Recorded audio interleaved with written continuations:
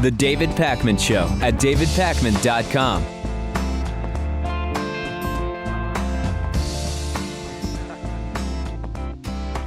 There's something really, really interesting happening, ladies and gentlemen, around the discussion of Ebola, which is that it is now starting to be tied in. The right-wing opposition to whatever it is that President Obama does with regard to Ebola is starting to be tied in to other very extensive positions of the right that involve race baiting, that involve obstructionism. And I'm going to give you one very specific example of this.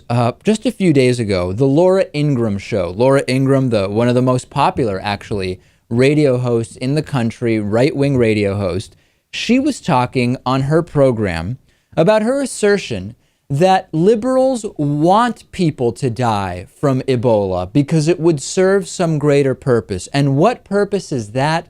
It would help to redeem liberals for their guilt over how black people from Africa were treated. And this is a really common theme, Lewis, where liberals are accused of wanting the white man, so to speak, to suffer because of what they did to Africans. And Ebola is now playing into this. Listen to this clip from the Laura Ingraham program. Moments where people have been honest about this on the left, where they, in their heart of hearts, they really think if a few Americans have to be infected, and even a few Americans or more than that have to die to make the lives of Africans better, well, that's just what has to happen. We owe a great debt to other countries in the world, including Africa. And if Americans have to die to repay that debt, then we just have to die. Yeah. So first of all, she refers to the U.S. owing a debt to other countries like Africa. Africa, not a country, but I know Sarah Palin also thought the same thing. Apparently some confusion on the right about, is Africa a continent or a country? But putting aside that just obvious absurdity, Laura Ingraham here maintaining this. We have a debt. We have a debt, and typically what's implicit here is because of slavery, because of discrimination, because of how minorities have been treated in this country. And one way in Laura Ingraham's demented mind that liberals could repay that debt is by allowing people in the U.S. to become infected with Ebola and die, maybe because it would just be some kind of punishment, maybe because that would lead to some kind of vaccine. And this is truly dangerous rhetoric, Lewis. This is race-baiting rhetoric. I've met a lot of liberals. We might be called liberals. We listen to liberals talk all the time. Not once in my life has any liberal ever expressed this sentiment to me. No, and in fact, it's quite the opposite, Lewis. Yeah. I mean, we've been talking, we've been saying since June 27th, when we first covered Ebola, when there were only 300 cases in Africa, and we were saying nobody in the U.S. cares. We're not paying attention to this. This is going to spread. Why not get involved now? Our position as liberals, as progressives, would be, let's get involved early enough so that no one has to die, or we can stop the deaths regardless of what country they're in. Because as we know, Lewis, Ebola doesn't check for imaginary barriers, frontiers drawn, borders drawn between countries on maps, and it doesn't check party affiliation either. This is a great testament to how little Laura Ingraham really knows about how people think, because people don't want to get Ebola, and that's why they don't want Ebola to spread in the United States. Remember the loud music killing involving Michael Dunn? This was considered by some to be kind of like a George Zimmerman case part 2, where Michael Dunn pulled up to a convenience store in Florida and claiming that he felt incredibly threatened after asking some black teenagers to turn down what was to him very loud music, ended up actually shooting at numerous individuals and killing one person. And he was found guilty, and he has now been sentenced to life plus 105 years. Michael Dunn was sentenced to life in prison without parole plus 90 years by a Florida judge for killing the unarmed black teenager in this, I guess it's kind of like it was a loud music altercation. I don't know what else to call it. Now, under Florida law, first-degree murder is punishable by life in prison without parole, and Dunn received the additional 90 years in prison for earlier convictions of 3 counts of attempted murder on the other individuals that were in the car. And this ended up being mostly different from the George Zimmerman case in that Michael Dunn did not become this conservative hero of sorts with people donating hundreds of thousands of dollars to his defense fund and etc. This was not another Zimmerman verdict. And all I think about this, Lewis, is that it's a good thing that he was not allowed to hide behind, oh, I felt threatened based on a confrontation that I created, much like George Zimmerman. That's good. What if this individual was a police officer? And this is something that we are dealing with a lot in this country. Do you think that the punishment, the verdict and the punishment would have been the same? I think if this were a police officer who were on duty, no, I don't think it would have been the same, because this type of thing happens all the time with police officers who are on duty, and they end up on paid administrative leave. Another factor I thought about that could differentiate this from the Zimmerman case, not in the actuality of what transpired in terms of the facts of the shooting, but remember, George Zimmerman stuck around in what some consider to be a completely sociopathic move. George Zimmerman just stuck around and calmly explained that he was just standing his ground. And police reacted to that by letting him go home, not seeing whether he was drunk, not seeing whether he was under the influence of drugs, not doing a full analysis of the crime scene, and letting the rain that followed the shooting of Trayvon Martin wash away evidence. Michael Dunn, on the other hand, ran. He was later found in some motel or hotel or something along those lines. That, even though it doesn't change the facts of the shooting, may also have played a role in how this story was interpreted and seen by many. Without a doubt, he fled the scene of a crime. I think generally that implies guilt. But also, the biggest difference here is that there were witnesses. And of course, in the Zimmerman case, there weren't really any witnesses, or at least not ones that had a clear view or understanding of what happened. It's been a little while since we talked about conservative lunatic radio host Michael Savage. And we often hear distortions and lies from the right. We often even hear dangerous race baiting and allusions to white guilt and white privilege and all of this type of stuff, like we did earlier in today's show from Laura Ingraham. But we rarely hear something so despicable that it actually primarily makes you just feel so sorry for those who might hear this and would have such a negative reaction because of where they are in life. And this clip from the Michael Savage program is an example of that. And Michael Savage was talking about his disgust with a tunnel in California being named a memorial tunnel for Robin Williams. And what Michael Savage didn't like is that he claimed it glorified and exposed children to suicide and to hanging oneself. And a veteran with PTSD called into the Michael Savage program. And Lewis, I don't know how else to describe this other than to say that Michael Savage mocked a veteran with PTSD, just making fun of him brutally on the air until he eventually hung up on him. I'm going to play the audio for you.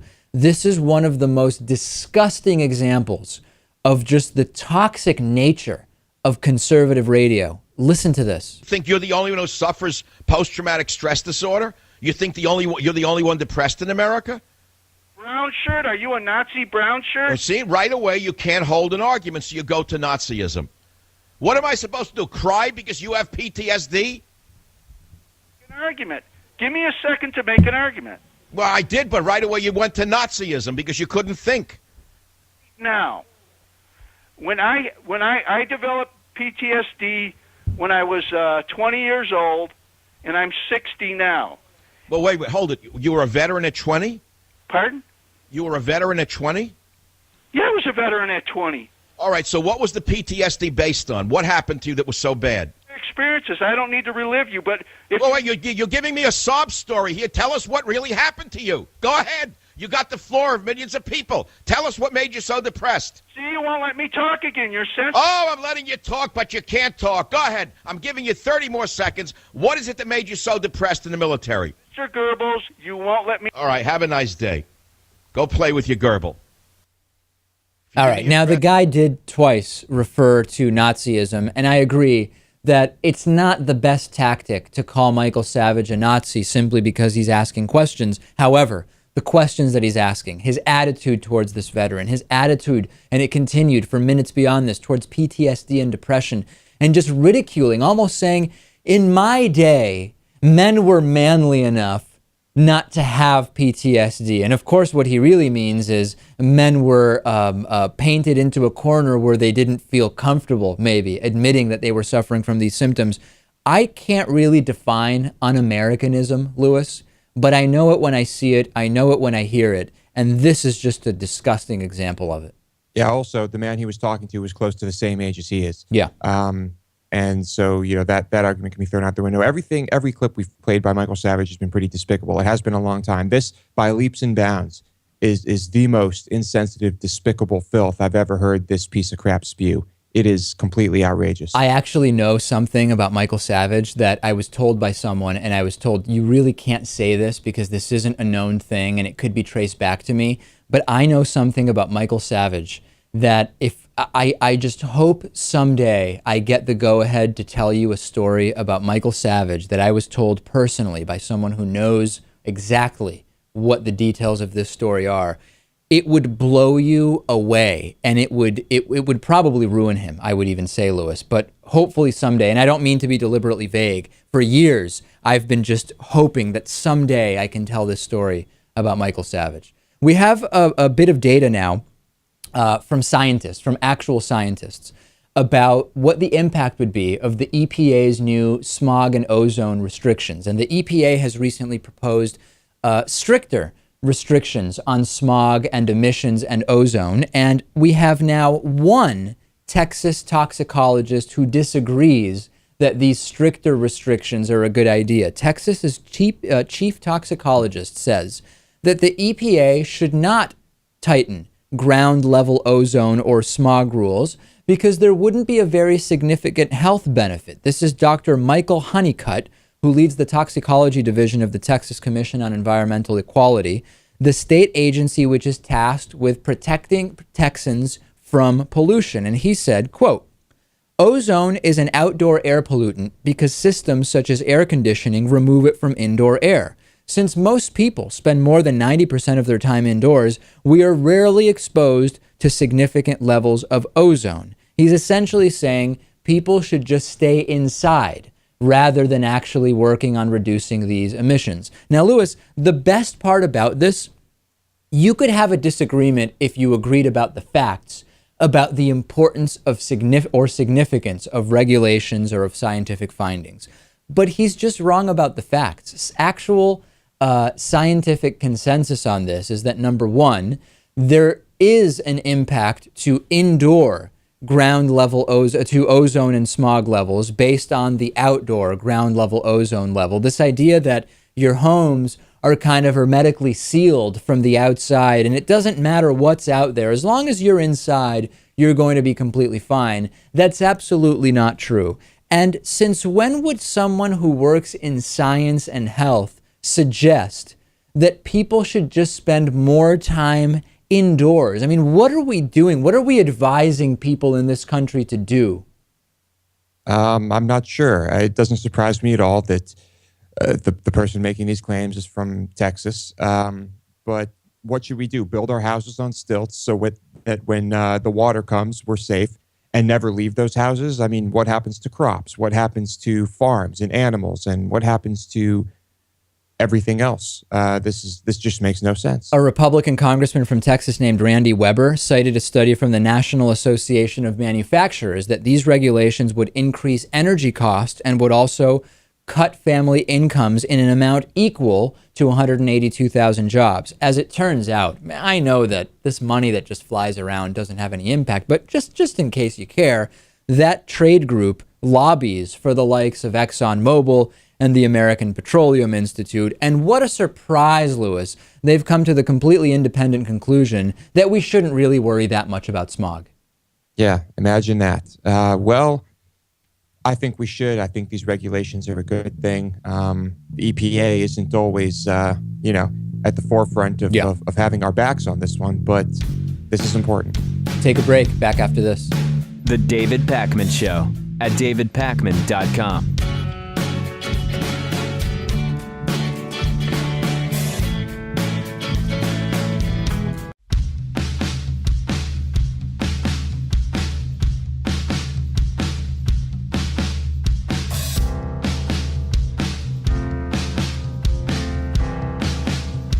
Welcome back to the David Pakman Show.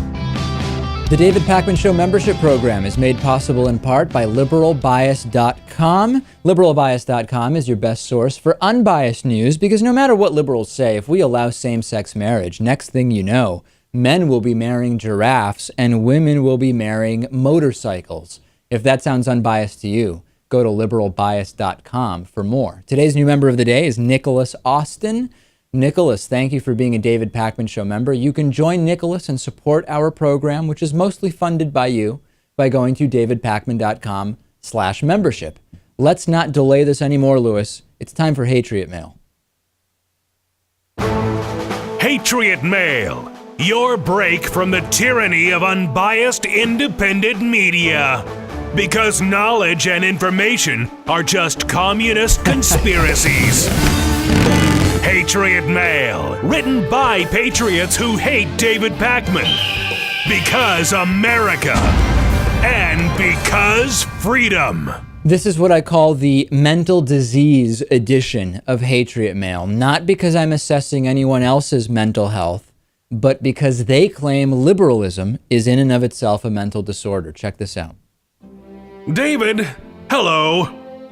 I regret to inform you that liberalism is a mental disorder. Liberalism is oppressive and regressive. It cheats, discriminates, inadequately extorts, gauges, kills, lies, rapes, steals for survival. Therefore, Republicans, all of them, are foolish only when joining liberalism. Even with good intentions, liberalism's friends continue their string of nasty outcomes. Conservatism's enemies, including the GOP establishment, should all smoke 135 cigarettes during each week.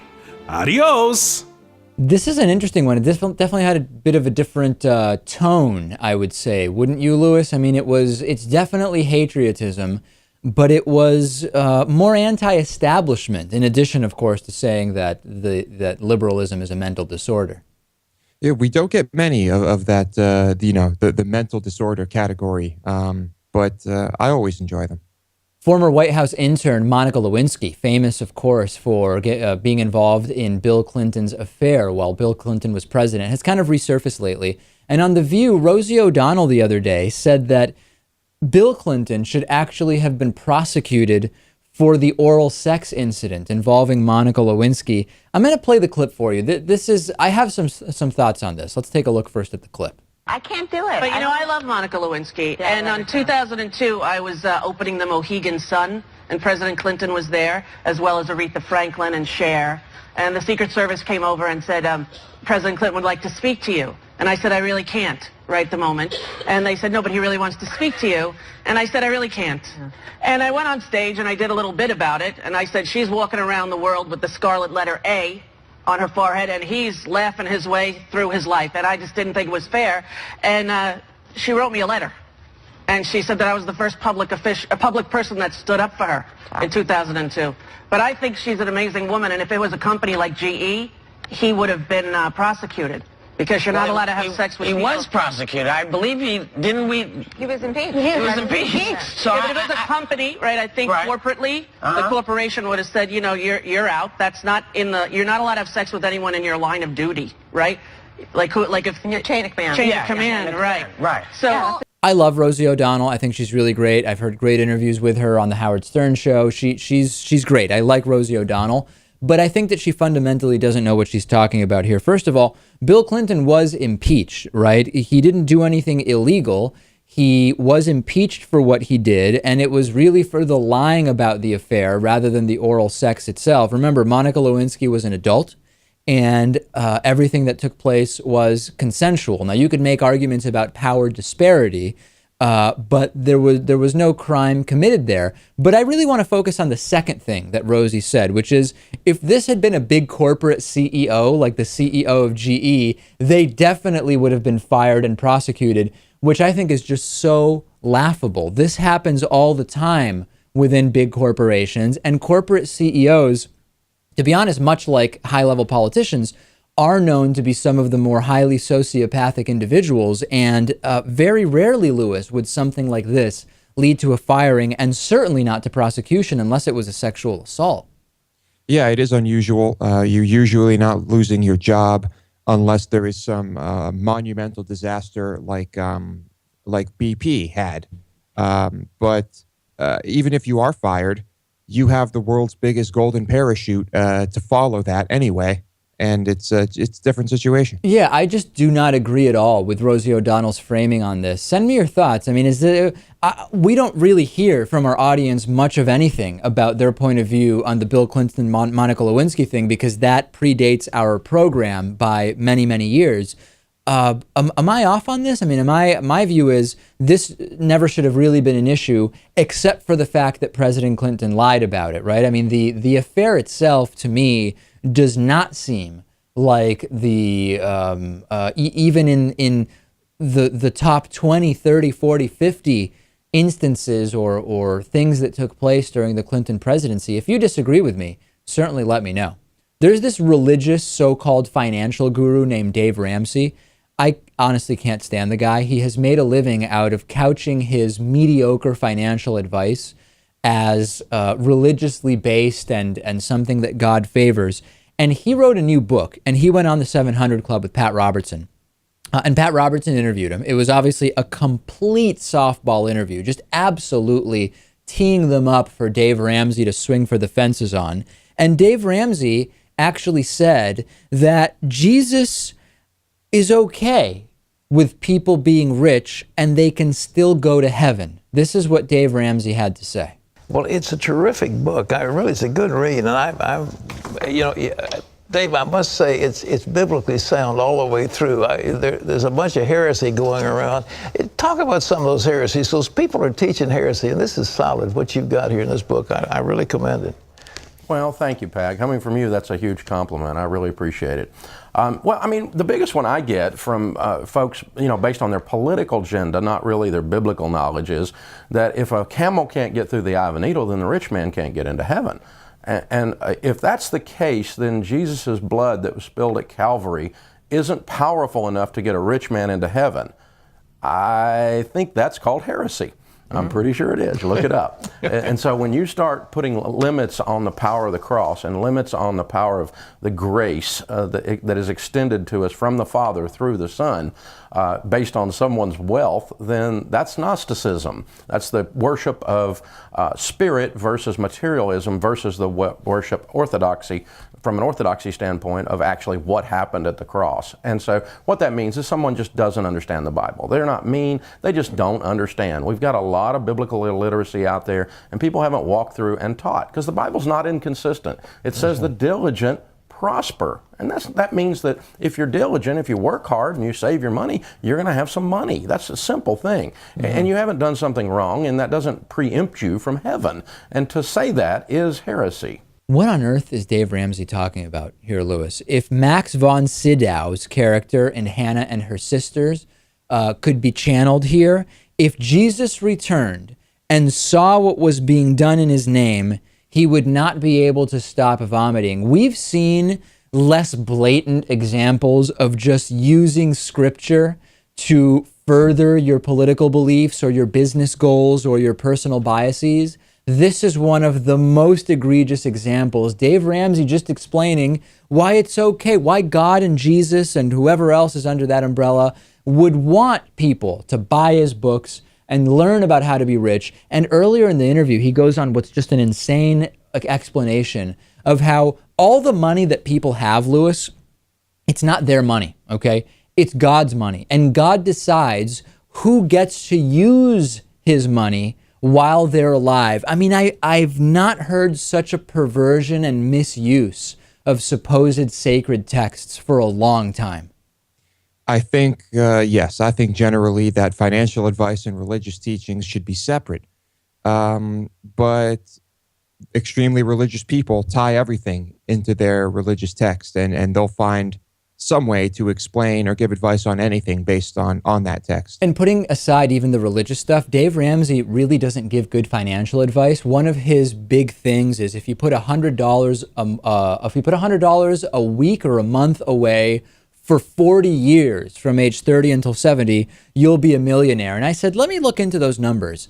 he assumes a net 12% return from the stock market. And even though it's true that there are 20-year periods where the stock market returned about 12% annually, there are not 40-year periods where that's the case. He just says, though, that's all you need to do. 12% is what you're going to get. It's just not accurate at all. Dave Ramsey tells people that if they're in the process of paying off debt, $1,000 emergency fund is what they need in case something goes wrong. Completely disagree. If you don't have a $1,000 emergency fund, getting to $1,000 is obviously priority number one, but really an emergency fund should cover 3 to 6 months of living expenses in case you have a period of 3 to 6 months during which you're not earning any income. This goes on and on. Dave Ramsey is just not a guy you should be listening to when it comes to financial advice. And the fact that he's drawing all of these people in under the guise of him being a religious, a godly financial advisor is just straight up snake oil salesman. It is, and he's being put up on a pedestal by guys like Pat Robertson and other, popular Christian, whatever you want to call them. And this is really helping his popularity. Absolutely. He also tells people that they should not be using credit cards, that you should just cut up your credit cards. And the reality is, if you're responsible, credit cards are a tool to be used. And it could be a tool to be used to get free travel by using airline miles. It's a tool that can be used to get cash back. I mean, really, the idea of just cut up your credit cards, period, that's also just bad advice. It's just bad advice all around, ladies and gentlemen. Make sure to join us on Reddit, davidpakman.com/Reddit, REDDIT. Back after this. The David Pakman Show at davidpakman.com.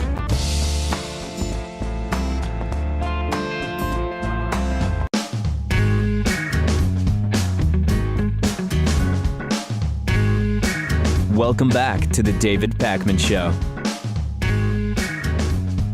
I'm joined once again today by Avi Lipkin. He is an author, a lecturer, a journalist, and as we spoke about the last time Avi joined us, at one point he had this incredible viral video, 5 or 6 million views, pointing out the flaws with President Obama's birth certificate. Avi has said that argument is more or less moot at this point. But in his last interview with us, he did maintain that he believes President Obama is a Muslim. Avi, it's great to have you back. Is this still a concern for you that President Obama is secretly a Muslim? Yes, absolutely. And let me explain it like this. I'm a New York-born Jewish American Israeli.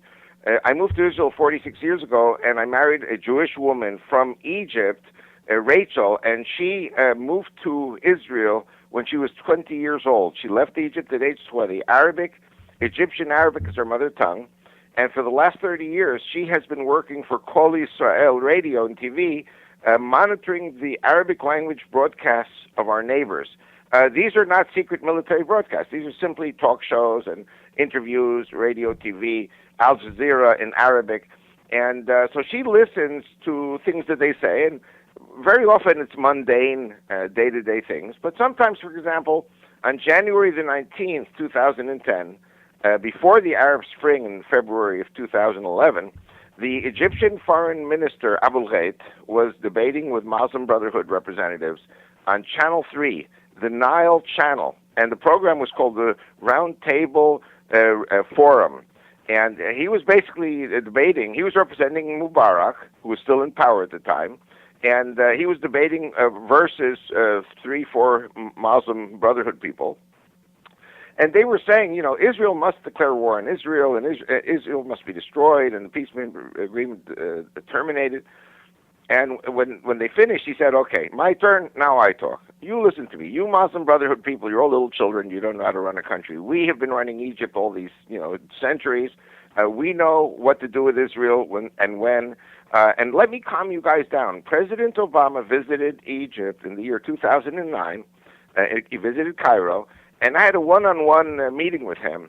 And he swore to me that he's a Muslim, that his father from Kenya was a Muslim. I know. So, Avi, I don't, we did this part last time. I just want to get people up to speed. But like I said last time, it's very weird to me that on the one hand, you're so distrustful of Muslims, and at the same time, you take their word that they know President Obama is a Muslim. But the question I really want to break new ground with you this time.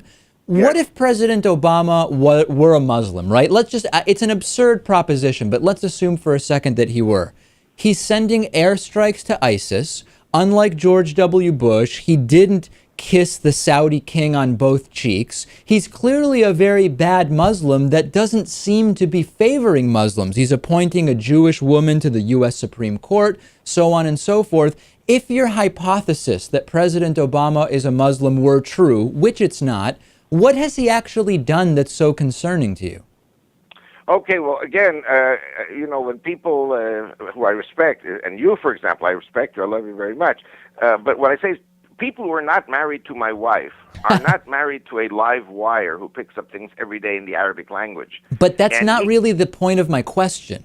No, I know, but the point is President Obama has very clear directives from the Saudi leadership to do certain things. And regarding ISIS, he is not going to really clobber ISIS. He's going to give them, I don't know if you remember, young people in America, 40 lashes with a wet noodle. The attacks against ISIS are very superficial. 92% of Saudi Arabian youth support ISIS. Saudi Arabia will inevitably fall to ISIS. The reason the Saudi king tells Obama to do something about it is because the Saudi king is afraid for his life. But Avi, do you agree, do you realize and agree with the unquestionable fact that George W. Bush had a stronger relationship with the Saudi royal family than that of President Obama? Well, Sean Hannity had me on his show, and he won't have me again because I said George W. Bush and the whole family has gotten $17 billion from the Saudis over the last 20 years. And did you think he was a Muslim? George W. Bush is not a Muslim, but what I'm saying is all presidents, Democrat or Republican, serve the Islamic Saudi agenda because the American economy is addicted to the oil and the petrodollars, and now the votes, because you have millions of Muslims becoming American citizens, and their vote is crucial. And I believe even that the Muslims outnumber the Jews in America today. America is no longer Judeo-Christian. It is Christian-Muslim. And Obama said it in his inaugural address in January 2009. But the point I'm saying is, and this is what I want to stress, he has 3 orders, according to my wife Rachel. She listens to them. But Avi, I apologize for interrupting, but we have to break this. It's such a contradiction that on the one hand, you're so critical of Muslims, we can't trust Muslims, etc., but you take at complete face value what they say on their own broadcast channels as if it's completely true. How do you justify that in obvious contradiction? Well, if you let me finish, you'll understand why. Okay. There are 2 types of Islamic agenda. There is the revolutionary and there is the evolutionary. 9/11 was revolutionary. ISIS is revolutionary. The Shiite regime in Iran is revolutionary. The Saudi king is evolutionary. He's not a moderate, but he's evolutionary, meaning America will be made a Muslim country through immigration, petrodollars, and oil supplies. The U.S. government is totally dependent on the Saudi economy today. Agree. As you know, China and the Islamic world hold America's debt. I say, as a result of the Arab Spring, that there will be millions of Muslims fleeing the Middle East, coming to live in America. The Saudis have promised, according to the broadcast we have, to pay for new housing for the millions of Muslims who will be coming into the U.S. The U.S. economy is going to take off like never before. The dollar will be stronger than ever because of the billions, if not trillions of dollars that will flow into this country from the Saudi coffers to build homes for the tens of millions of Muslims. My wife picked up broadcast. America will be made Muslim. Oh, boy. Even if it takes 30 years. They said 150 30 years ago. Now they say 30 years, America will be a Muslim country. And Avi, if we're talking about a plan that is anywhere from 30 to 150 years in the making, what has President Obama done as a Muslim in his 6 years that has altered the course of this 30 to 150 year plan? So far, you haven't identified anything. Well, America, and I was born in America, raised in America, used to be a Christian country. America today is no longer a Christian country. It is now becoming a Muslim country. President Obama even said America is the biggest Muslim country in the world. And he's a prophet, because what's happening is these Muslims will be coming into the U.S. from the Arab Spring countries. We're talking about massive collapse of Islamic governments, Arab governments in the Middle East. These people are going to be starving. When people starve, they leave. They're going to come to America, and they will be backed financially by the Saudis. to make the world Islamic, which is the Islamic plan, you must have an Islamic population in the United States and make America the kingpin, a Muslim country. This is the program. Obama did not start it. This was happening already under Democratic and Republican presidents going back 30, 40 years. Yeah, well, that's exactly why, Avi, what I'm confused about, and I'm not asking any of these questions rhetorically or in an effort to kind of sandbag, I just don't understand why, if we buy into the internal logic of what I call your conspiracy theory, why is it even relevant that President Obama be Muslim? In other words, why do you need to paint him as Muslim to even tell this conspiracy theory? It seems it predates President Obama, and it's a 30-year plan anyway. Very correct. In that sense, you're right. But I will say one thing. The plan... I understand what you're saying. I respect what you're saying because what you're saying makes sense if you were not married to my wife. I see. My wife picked up broadcasts where they're saying Obama has 3 tasks: destroy the Ayatollah regime in Iran, destroy Israel, and destroy Christian America, make it Muslim America. But so Avi, when Muslims say that the overwhelming majority of Muslims are not violent, don't hate the United States, don't want to move to the United States, do you believe them when they say that? I do, but my wife doesn't. My Okay. wife and I disagree also. I think 90% of the Muslims, according to law enforcement that I have spoken to, are peacekeeping, law-abiding citizens, but 10% are terrorists. 10% of, I say there are 30 million Muslims in America today. 30 million, 10% is 3 million. You got 6 million Jews. The writing is on the wall in America for America's Jews and the Christians who are with them. So this is something that I cover very clearly. Obama is not in favor of killing Jews in America, but the Islamic terrorists who are coming into this country who do want to kill the Jews, kill the Jew on Saturday, kill the Christian on Sunday. The Saudis, are very, very afraid because ISIS wants to kill them for doing business with the Christian Satan America. All right. Well, listen, we know that people have been wanting to kill Jews for a very, very long time. I just don't see how that fits into your continuing hypothesis that President Obama is Muslim. But, it's fascinating to hear it. We've been speaking with Avi Lipkin, author, lecturer, journalist. We didn't agree on much, but at least we agree that the U.S. alliance with Saudi Arabia is not a positive thing. We've at least found that bit of agreement, I'd say. The David Pakman Show at davidpakman.com.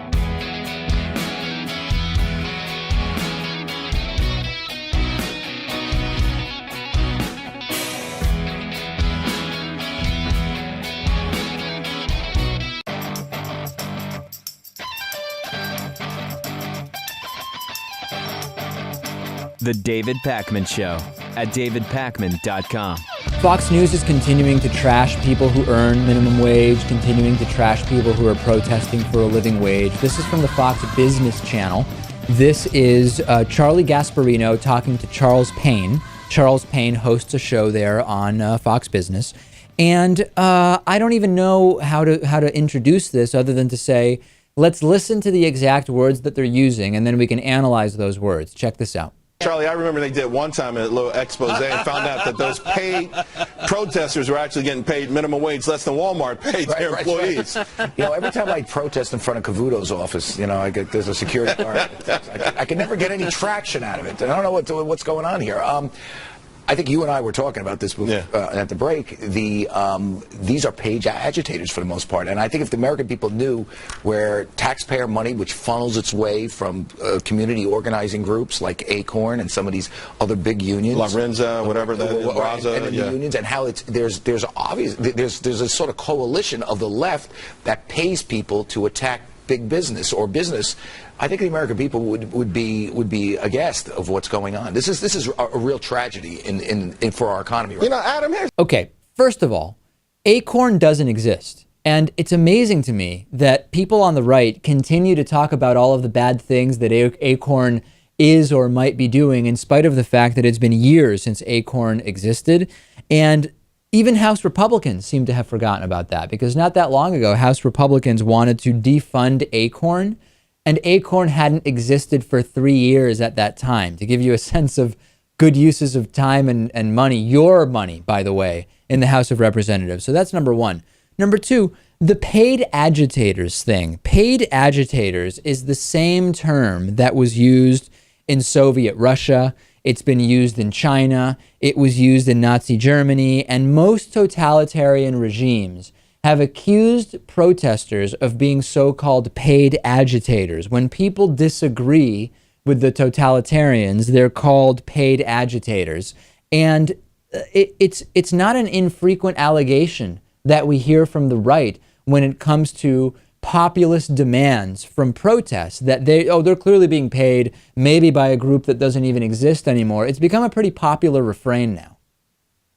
Yep, it's a little unnerving, but yeah, you just have to try and dismiss their message, and this is one of the probably they think the most effective ways to do it. Yeah, and the thing that worries me is that it actually does work, because if you look at polls of what people's perceptions are of those who are unemployed, of those who earn minimum wage, very significant portions of those polled say if you're unemployed or you earn a minimum wage, it's because you've not worked hard enough to find a job, or because you deserve to be earning a minimum wage, even if that minimum wage is not even enough at 40 or 45 or even 50 hours a week to afford a basic apartment in the city in which you're working. And it's kind of permeated not insignificant portions of our society that if you're poor or if you're unemployed or if you earn minimum wage, that in great part, it's not because of circumstances beyond your control, but it's because of exactly what you've chosen and decided to do. Yeah, which, you know, we talk about the Walmarts that move into a small town, put all the small businesses out of business, and then all you've got is Walmart. And in this entire segment, they are just kissing Walmart's behind, saying how much people love Walmart, how much the employees love Walmart. And there's even a part of it that we didn't play, Lewis, where Ben Stein says he loves Walmart, that when he's in Idaho for the summer, I guess at his summer home, he goes to Walmart every day, and he just loves it so much. Yeah, because people earning minimum wage can really, that resonates with them, your summer home. Yeah, when he's at his summer home, he goes to Walmart, which he loves, and is helped out by the people earning minimum wage, who earn minimum wage because they deserve to. That, in fact, that's basically a representation of just the insane irony of that position from the right. We have a voicemail number, 219-2DavidP. Questions, comments, concerns, call us anytime. Here's a voicemail. Hey, David, I had a question for you guys at the show. If you had to make a choice between either fully repealing Obamacare but getting single-payer health care, would you be willing to make that deal if it was actually possible? And how would you go about the negative aspects of what would happen if Obamacare were to be repealed? Well, listen, of course I would make that deal. I mean, I've been talking for years about how we need single-payer health care. We wouldn't need Obamacare if we had single-payer health care. So when you say how would we deal with the negative repercussions of that switch, I don't know exactly what they would be. I mean, there would be huge repercussions from the right. The right would flip out, absolutely.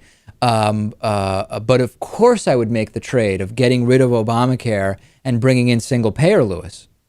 I think one of the bad parts would be that many people in the healthcare, the health insurance industry would lose their jobs. But that doesn't necessarily mean that many, maybe thousands, maybe tens of thousands of these people would now be able to work for the government in making sure that the government-run program works well. Yeah, and medical billing and coding people, all of those people who work in the bureaucracy of medical billing, some of them, their jobs may be made obsolete. But remember, if we have single-payer insurance versus just a government health system, you still could have a lot of that billing infrastructure required. It's just that the bill is going to the government. It really depends on how it's set up, but no question, I would trade Obamacare for single payer. That's what we need to be working on right now. On today's bonus show, a fan chimes in on Lewis's theory about 80% of people being bad at their jobs. And I have more to say about this also, so I'm glad it's coming up again. 2014 is the first year without a platinum record. What's going on in the music industry? And we'll also talk about the potential of for a Russian submarine to be lurking near Stockholm. Very interesting stuff on today's bonus show. You can become a member by going to davidpakman.com/membership. Get the bonus show. Get all of the great member benefits.